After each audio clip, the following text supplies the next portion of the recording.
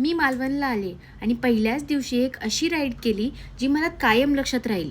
एक असा प्रवास जिथे समुद्र, इतिहास आणि निसर्गाचं सौंदर्य एकत्र येतं. पहिलाच पाहिला तो अरबी समुद्राचा आणि कर्ली खाडीचा संगम. पाण्याचा डिफरन्स हा सहज डोळ्याने दिसू शकतो. पुढे दिसलं ऑस्ट्रेलियन पक्ष्यांचं सिगल बेट. पुढे जाऊन आम्हाला अशी इंटरेस्टिंग गोष्ट दिसली ज्याचा आम्ही विचार सुद्धा केला नव्हता.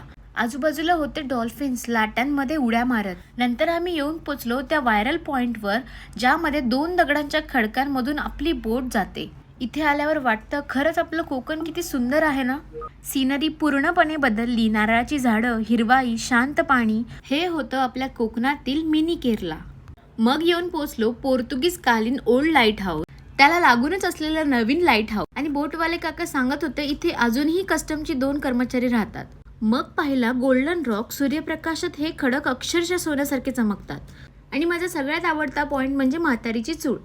आम्ही कोणती राईड बुक केली, कुठे राहिलो, किती खर्च झाला, हे सगळं येतं यूट्यूबवर कम्प्लीट सिरीजमध्ये. लिंक बायोमध्ये